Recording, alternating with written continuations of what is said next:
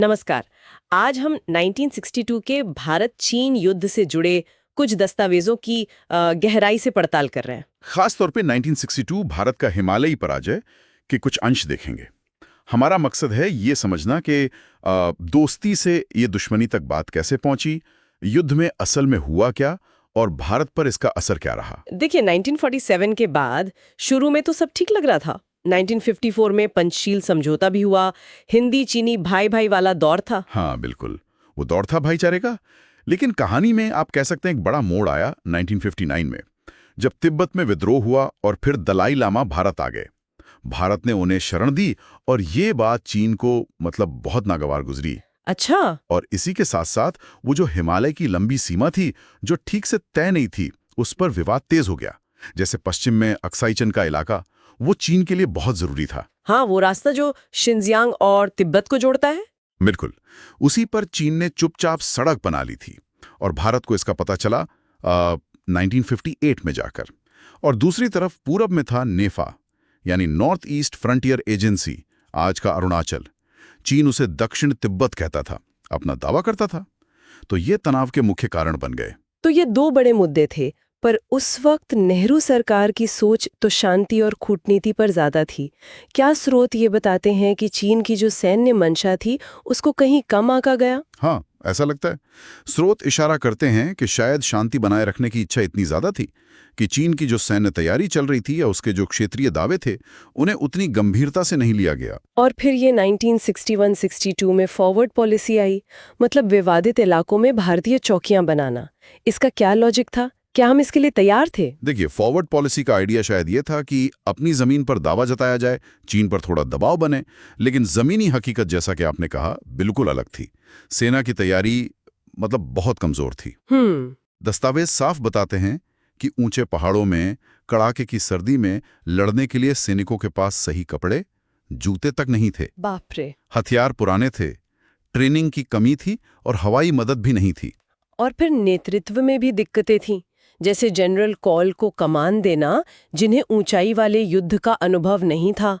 रक्षा मंत्री कृष्ण मेनन के अपने तौर तरीके थे, जिससे सेना के अफसरों में भी कुछ मतभेद पैदा हुए। ये तो वाकई एक खतरनाक कॉम्बिनेशन लग रहा है, नीति और तैयारी में इतना बड़ा गैप। और फिर 20 अक्टूबर 1962 वही हुआ जिसका डर था, युद्ध शुरू हो गया। हाँ, चीन ने एक साथ बड़े पैमाने पर हमला किया, नेफा में भी और लद्दाख में भी।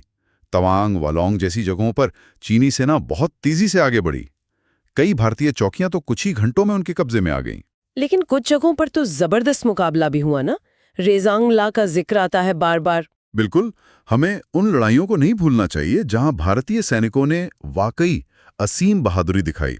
रेजांगला 18 नवंबर 1962, मेजर शैतान सिंह और 13 कुमाऊं के उनके गिने चुने जवान, उन्होंने अपनी आखिरी सांस तक लड़ाई लड़ी। करीब 114 सैनिक शहीद हुए वहां।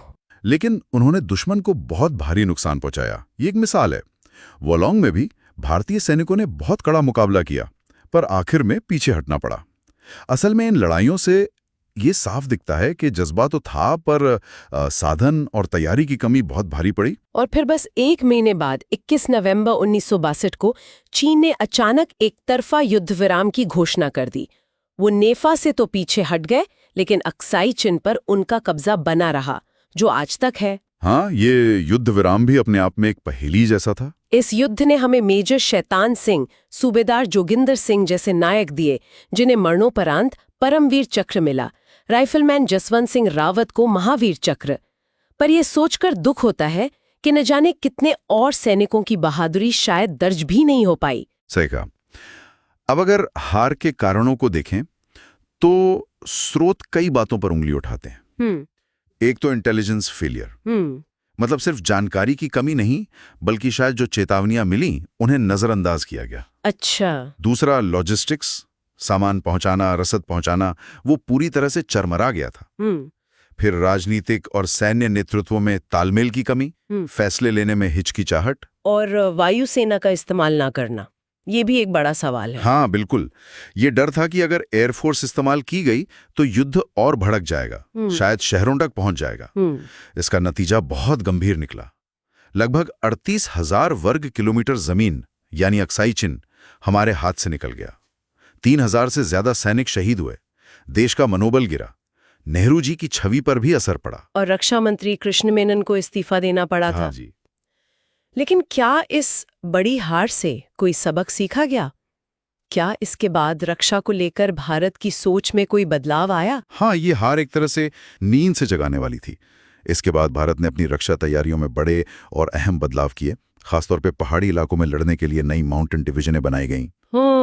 सीमा के पास एयरबेस बने, सड़कें बनी, डिफेंस बजट बढ़ाया गया और सीमा पर इंटेलिजेंस गैदरिंग के लिए सशस्त्र सीमा बल यानी एसएसबी का गठन हुआ। तो काफी कुछ बदला, लेकिन स्रोत ये भी बताते हैं कि इतना सब होने के बाद भी सीमा पर तनाव आज भी है। डोकलाम 2017 में, फिर गलवान 2020 में ये घटनाएं दिखाती हैं कि मुद्दा अभी सुलझा नहीं है। ये बिल्कुल सच है, तनाव बना हुआ है। चीन लगातार अपनी सेना को आधुनिक बना रहा है, सीमा पर इंफ्रास्ट्रक्चर बना रहा है। लेकिन ये भी सच है, और ये जरूरी बात है, कि आज का भारत 1962 का भारत नहीं है। हाँ, ये बात तो है। भारतीय सेना अब कहीं ज्यादा अनुभवी है, बेहतर हथियारों से लैस है और तैयारी भी बेहतर है। सरकार की नीतियां भी अब ज्यादा मुखर हैं। भारत ने भी सीमा पर अपना इंफ्रास्ट्रक्चर काफी मजबूत किया है और दूसरी तरफ कई देशों के साथ रणनीतिक साझेदारियां भी बनाई हैं। लेकिन खतरा भी टला नहीं है। कि स्रोत यही इशारा करते हैं कि सीमित झड़पों का या तनाव बढ़ने का खतरा तो बना ही रहता है, खासकर अरुणाचल और लद्दाख के इलाकों में। और यहाँ ये सवाल फिर खड़ा होता है कि क्या हमने इतिहास से वाकई सारे सबक ठीक से सीखे हैं? तो कुल मिलाकर इन दस्तावेजों से जो तस्वीर उभरती है वो ये है कि 1962 की हार सिर्फ एक सैन्य हार नहीं थी। ये एक ऐसी घटना थी जिसने भारत की विदेश नीति, उसकी रक्षा रणनीति और शायद उसकी राष्ट्रीय सोच को भी बहुत गहराई से प्रभावित किया, बदल दिया। बिल्कुल। और श्रोताओं के लिए हम एक सवाल छोड़ जाते हैं। इन स्रोतों के आधार पर भविष्य में इस तरह के संघर्षों से बचने के लिए वो कौन सा सबसे अहम सबक है जिस पे आपको लगता है कि आज हमें सबसे ज्यादा ध्यान देने की जरूरत है?